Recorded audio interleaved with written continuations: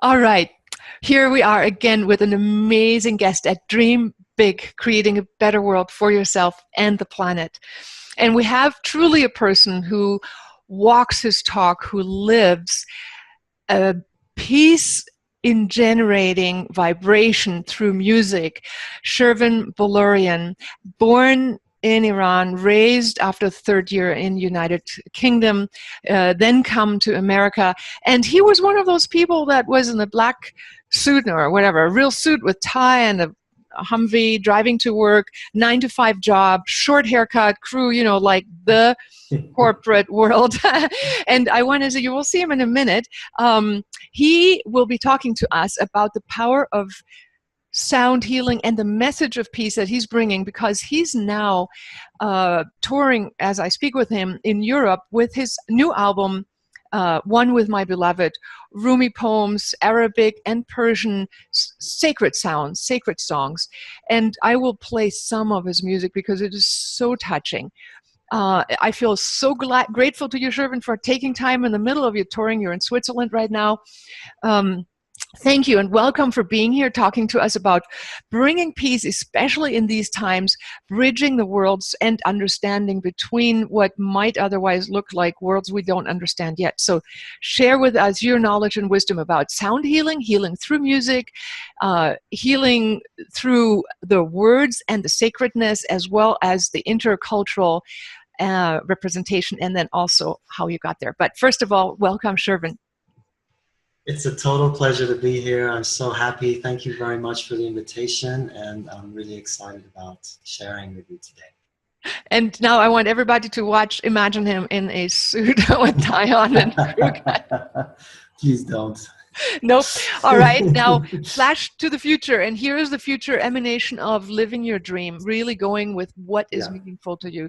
So, Shervin, now you're the director of the Sound Healing Committee, or what do you call it? Sound Healing Collective. Collective. Bali Sound Healing Collective. In Bali.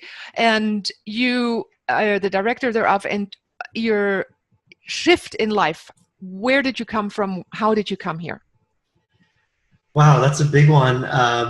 The main reason I feel like I'm here is just basically it's the number one principle when it comes to sound healing, and it's the number one thing which I love everybody who comes to my sessions and experiences my work to take home with them, and that is to invite the art of listening into, not just in the musical sense, but into every facet of a person's life, whether it be in terms of your friendships, relationships, your work, whatever it is that you're doing, whatever it is that you're putting out in the world, whether or not it's coming from a place of listening or not, is a question that we don't often ask ourselves enough. And I certainly wasn't doing that when I was in Washington, D.C., because even though on the surface I was doing quite well with my career and things were progressing and advancing, as I was an advisor for the peace movement there, and working on nuclear disarmament, clean energy, and other types of programs, especially working on U.S.-Iran normalization of relations. And this was during the height of the Bush administration, where things were in a very fragile and volatile state. And at that time, I was getting ill. Every day I had some kind of thing that would go wrong with my health. And it just boiled down to this world of listening, and the world of energy, which is what you and I and so many of these other people in this wonderful summit that you put together are about, is an incredibly important place to start. We have to start listening. We have to start getting into the space where this world of energy can complement the Western medical system. And from that same vein, it's what I'm bringing to the page, what I'm bringing to the table through this latest project of mine, which is all about bridging, and it's all about bridging the East and the West. Right. And it's particularly about bringing together the wonderful wisdom and the messages of the Sufi masters in particular, from the Middle East, especially Jalaluddin Rumi, who is a hero of mine. He existed 800 years ago. He has an incredibly potent message of friendship, forgiveness, universality, and you know, seeing the divide as not just something that exists between cultures, but that divide is actually existing internally. There's something happening on that outside world, and it's really a reflection of what's happening on the inside. So this turmoil that we see in the Middle East is really just, I believe, is really that same turmoil happening on an internal level, particularly for those of us who are from both cultures.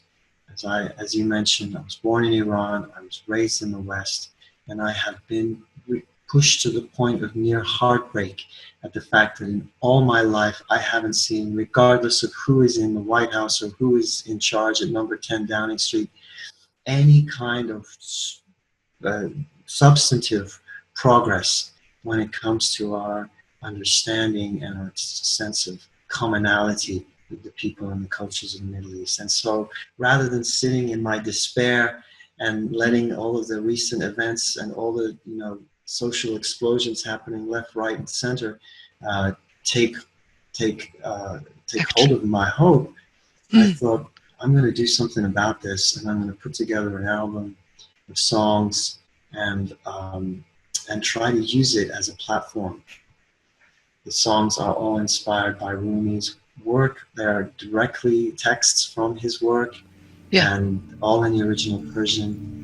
And I believe that they have an incredible, powerful message today that we are in such urgent need of sharing. So we will be blending in some of that sound so the listeners can see how beautiful you sound, how beautiful the voice is, and how this is the kind of music that's sacred, that you can imbibe in when you're getting a massage, when you're doing yoga, when you're sitting still, when you want to reflect and go inward. I've been in the privilege of being at one of your sound healings in Bali at our retreat center, Shambhala. And I actually, before we started this interview, I shared this moment with you. I remember the voice. It was almost like a portal to another dimension when you walked by and you were playing your guitar and other people were going around playing different instruments over our bodies. You came around and played different instruments, and this magical place where we've been elevated into expanding and listening not only to your music, but invited through your voice to another dimension. And that moment, and see, it's the other dimensionalness that enters us that is most alive in our memory. And that's true across the board. What we remember is maybe not the moment of sex, for example, but the moment of love. You know, we remember the transpersonal. We remember where we touched the eternal. So when you came by, I remember that eternal call and door opening. So هزاران بار مگر تو به شکست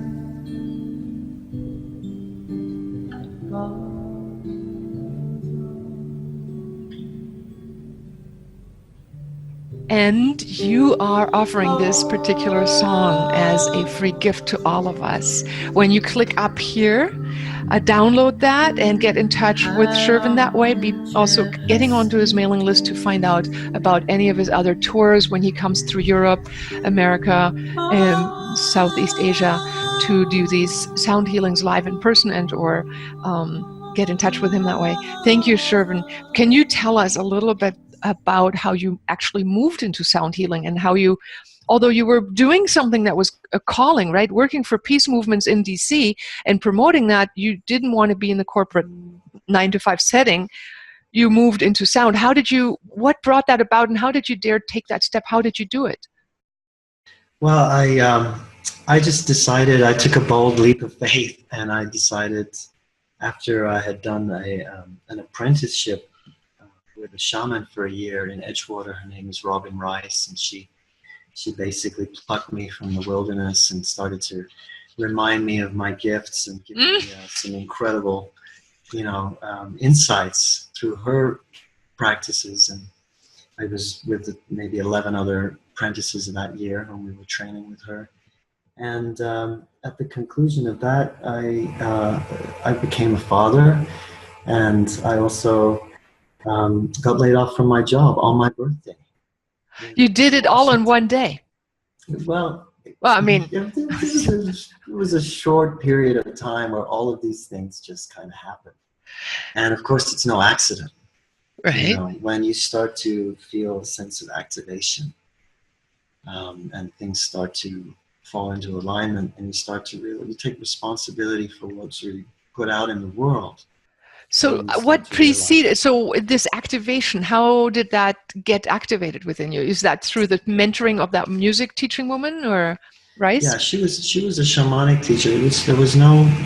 There was not really a music component to that, but like I mentioned, there was an energetic kind of training that went on where we got a sense of how things are really going on underlying the surface.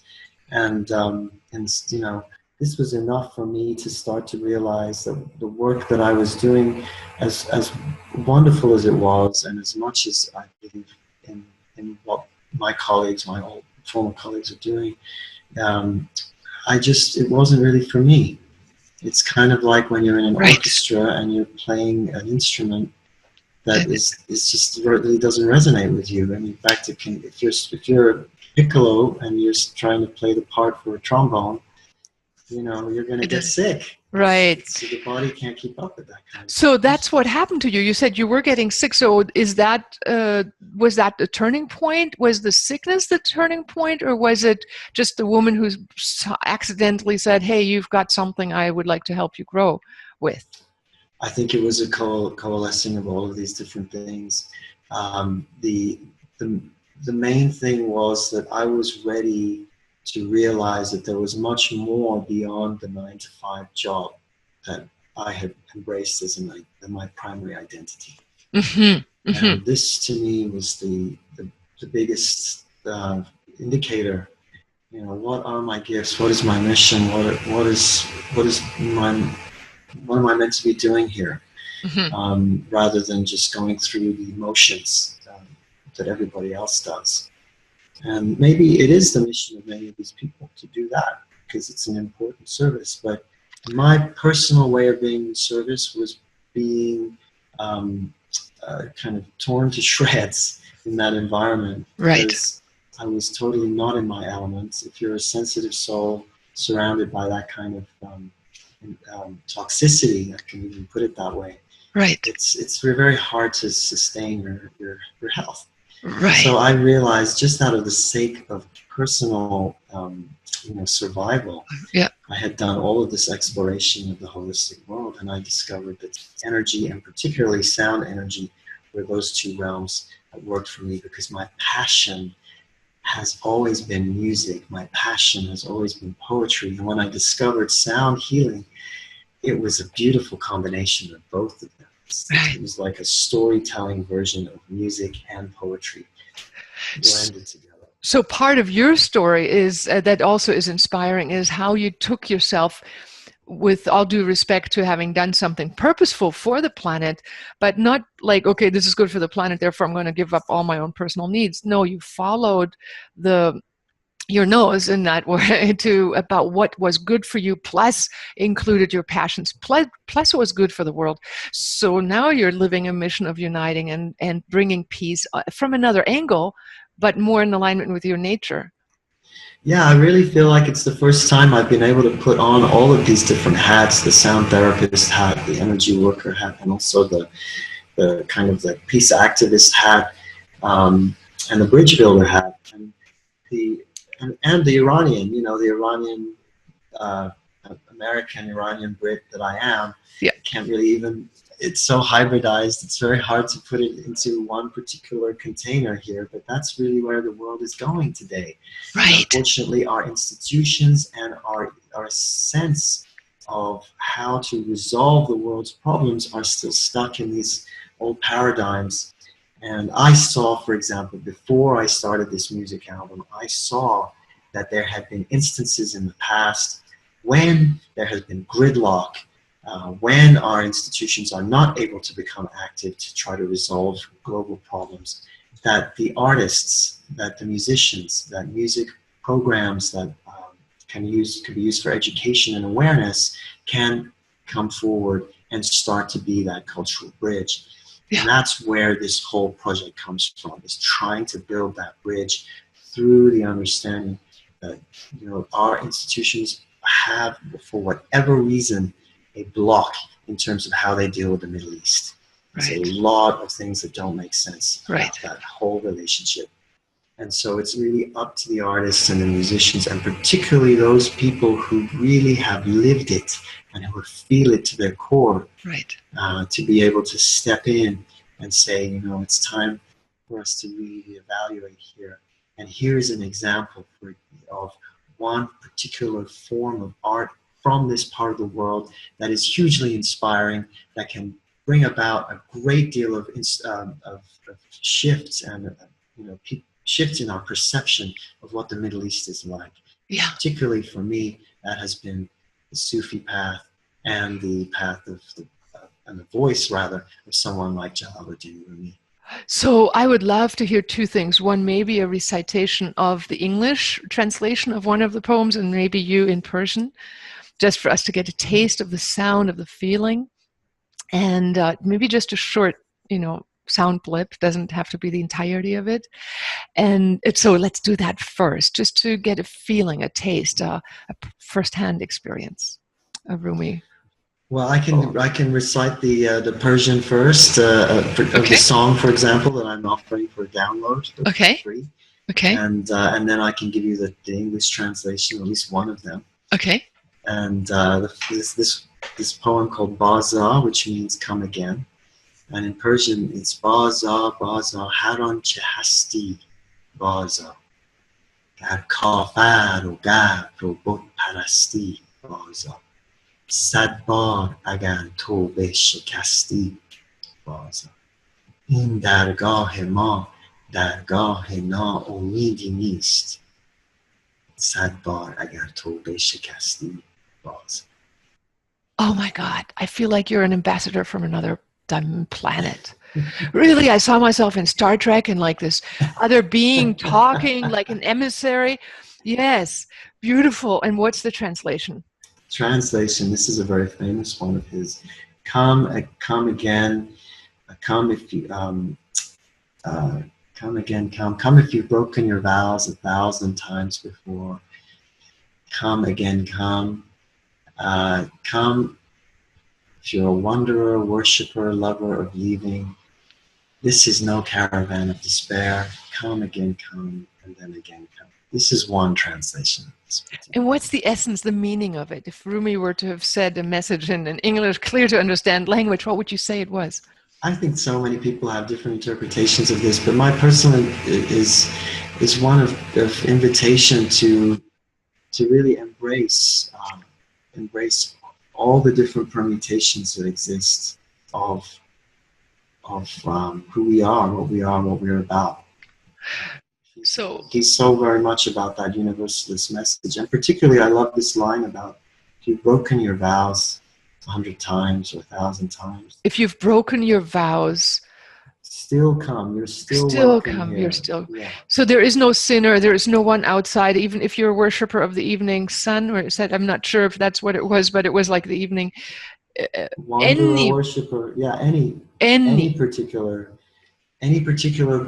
worship that you have, any faith, any type of ethnicity, any type of broken law that you might have, embarked on or engaged in, that there's still room for people to embrace and for there to be our humanity to come first. And so that's the message to me, and I just feel like that message is one of total radical acceptance. Yeah. And I feel like we need that. I mean, it gives me chills if I just imagine anybody listening who might have fallen down 1,000 times. You know, Rumi saying, come again. And we might have broken your vows 1,000 times. Come again, because it does. It's again and again that matters. It's not the breaking. It's that we stand up, that we rededicate ourselves to the next step. I mean, it really gives me chills down to my bones. Thank you. Of course. Yeah. Yes, and so much of this you can apply to the self too. I always want to bring Rumi's words back to the individual experience as well as the collective and global one. It's also about self-forgiveness. If you trip up, if you're not, if you feel like you're not good enough, if you're not being able to achieve or, get ahead like everybody else, you're still embraced. There's always hope. There's always a chance. In 800 years since the death of Rumi, we can always turn to the human heart as the number one source of hope in our world today. And that's where it comes from. That's where all of this beautiful poetry needs to be able to be shared, and not just as some kind of, elitist message. He's saying, come, everybody. Yeah, I mean, I can see the downtrodden, the drunk, the whatever. It's like, it almost feels like he comes from experience of self-forgiveness of an utmost kind. Yeah, I absolutely agree with that. And he had to go through a great deal of judgment and a great deal of loss because of his friendship with a vagabond, a spiritual monk who was also homeless. And this friendship led to Rumi's enlightenment. Oh, really? Yeah. Oh, He was in the company of Shams of Tabriz. Oh, yeah. And from that friendship sparked so much beauty, so much reverence and joy. Mm-hmm. And from that place, even losing his beloved, I think maybe he had to lose his beloved. He had to have his heart broken. But from that space, he could then, thousands of poems started to come forth. He was not a poet before he met Shams of Tabriz. Only after that encounter. Shanti Fabriz was a male, though, right? Shams of Tabriz, yeah. Shams was a male. So I think hopefully everybody who's been on here has read Rumi poems, and if we all remember where he came from and what the background was, and we are all tribes all over the world, thinking that the tribe we happen to have been born in, and some of our tribes now have become little nations, because our little tribes have gotten together and we make one nation, bigger national tribe. But in the end, it's the same struggle as it was before. It's all these, I'm used to this, therefore it must be right. This is what we've always done, therefore it must always be done, and we need to reconsider. What do you do yourself to expand beyond your own comfort zone of normalcy, of what is normal to you, and maintain relationships with the vagabond? What do you do in your life? For me? Yeah. Well, I find that, my personal way of contributing is I started this wonderful group of musician presenters called the Sound Healing Collective. And I discovered that so many musicians were finding a dead end when it came to sharing music that they really were about and that they could really feel that they could embrace and share with the outside world, rather than entertaining people in bars and smoky environments. Yeah.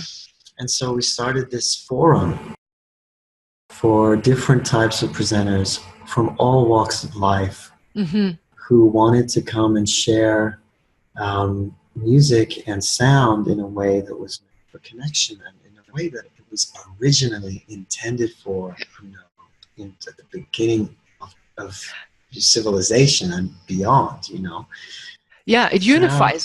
Sound unifies, singing unifies. We all chant and sing together. Absolutely. And again, rather than it being a world music type scenario where this is my kind of music and that's your kind of music, we all blend and co-create together, being guided by the idea that the spirit and the essence of sound and music is really one of totality. Yeah. And one of community, and one that burns every bridge. Yeah. extends every bridge, rather. Well, it's yeah, I got the picture. It's like it's a wonderful way to interface with all the different faiths, and it also really helped to spread word about this wonderful craft in the holistic world known as sound therapy. Right. And it's been something that I have seen blossom. It started out with just a handful of people. I would love to go and take that into the section number 2. What type of healings have you seen with sound healing? What can you tell us? Jonathan Goldman made it also famous. A lot of people have come on board. We have Dudley Evanson from Dean Evanson from Soundings here on this summit. Everything and anything you can share about sound and healing and why does it work, besides the obvious human aspect and the heart aspect, a bit more specific about sound. I'd like to take that into section number 2. And then I wanted to just say a final word about Ubud. That's where you are located. That's where I spend some time. We have our retreat center in Bali, so that's where we know each other.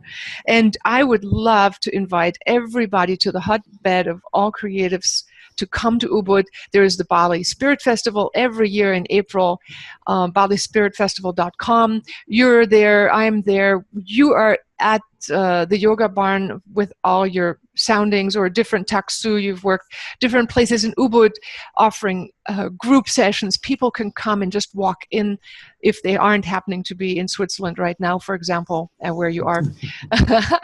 Come to Bali and experience magic in Bali with all these amazing healers in one place, Ubud, the pilgrimage for the yoga, for meditation, and for spa, sound healing, and personal growth. So, Shervin, I want to thank you again. We will want to point out the free gift is up there. Get with Shervin and get the free download from the single that he's releasing from his album, One with the Beloved. And below you can connect to his website, soundhealingbali.com. And Shervin, I'm excited to talk to you about the specifics about sound healing in the next segment. A pleasure. What a wonderful experience to be with you. Thank you so much for the invitation. Yes, thank you. See you in a minute on the other interview for the All Access Pass people. We'll see you there. And for the others, I hope you've enjoyed your session here, and hopefully you join us in all these 64 interviews that we're offering for the All Access people anytime, anywhere, anyone, anytime. Thank you.